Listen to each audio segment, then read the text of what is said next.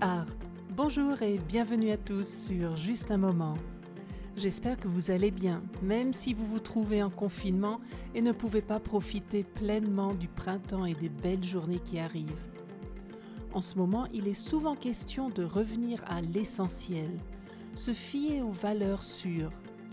La famille en fait sûrement partie, bien que ce ne soit pas toujours facile de rester enfermé entre le télétravail pour les uns et l'école à distance pour les autres. Et à propos famille, vous vous êtes déjà demandé d'où vous et vos ancêtres venaient ? Tout a commencé à la fin de l'année dernière.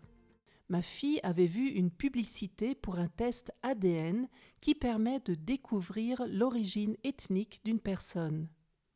Elle avait trouvé l'idée intéressante et comme les fêtes de Noël approchaient, nous avons décidé, mon mari et moi, de lui offrir ce test pour Noël. Je ne sais pas si vous avez déjà eu l'occasion de voir ou même faire un tel test, mais le petit paquet que vous recevez contient tout ce dont vous avez besoin pour effectuer le test. Écouvillon pour le prélèvement à l'intérieur de la joue, flacons dans lesquels on dépose ces prélèvements et une enveloppe pour envoyer le tout au laboratoire. Ma fille s'est réjouie de pouvoir faire ce test et je dois dire que nous nous sommes pris au jeu.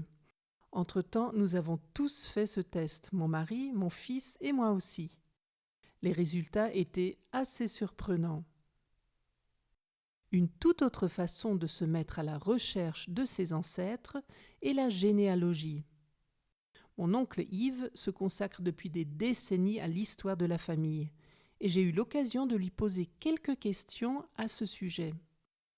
Tout d'abord, j'ai voulu savoir comment il avait eu l'idée de rechercher ses ancêtres. Mon père était un passionné d'histoire et c'est lui qui m'a donné le goût de l'histoire. Et donc, je voulais connaître depuis très longtemps l'origine de ma famille et c'est pour ça que j'ai entamé des recherches généalogiques. Et comment tu t'y es pris pour commencer ces recherches ? Il y avait très peu de documents à l'époque, de livres, et donc j'ai trouvé un livre de généalogie qui indiquait comment il fallait s'y prendre pour faire des recherches généalogiques. Et donc, connaissant les dates de naissance ou décès ou mariage de ma famille, j'ai pu, donc avec ces trucs, remonter toujours un peu plus haut et arriver jusqu'à l'ancêtre qui venait de Bohême. Tu m'as raconté une fois que les ancêtres travaillaient dans des mines. Oui, exact, oui.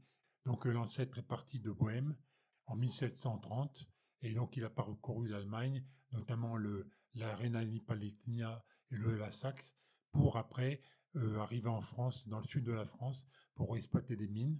Donc il est resté pendant 6 ou 7 ans environ et après ils ont atterri en Bretagne et dans le Finistère. Il y a toujours eu des mineurs dans ma famille. Le dernier mineur de la famille, c'était mon père. Quelles sont les difficultés que tu rencontres pendant tes recherches ?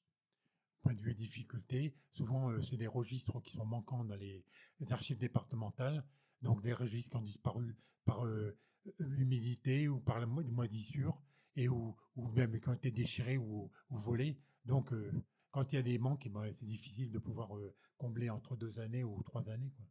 Au début, je me suis rendu dans les archives départementales ou dans les mairies pour rechercher ces actes, tous les actes.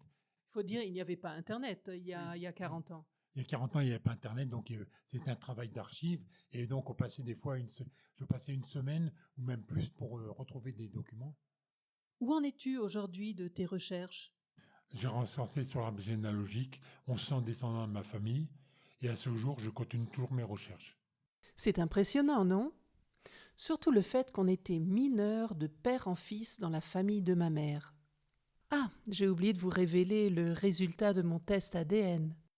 Alors, outre des origines grecques, ibériques et finlandaises, pour chacune des trois une dizaine de pourcents, je serai à 56% anglaise. Eh bien, sur ce, je crois que je vais me faire une nice cup of tea. Et voilà pour aujourd'hui, nous nous retrouvons dans 15 jours, c'est-à-dire le 17 avril pour un nouvel épisode. D'ici là, prenez bien soin de vous et restez en bonne santé. N'oubliez pas non plus de rejoindre toute l'équipe de Pot Art Podcast sur Instagram et Facebook. À bientôt pour un autre moment ensemble.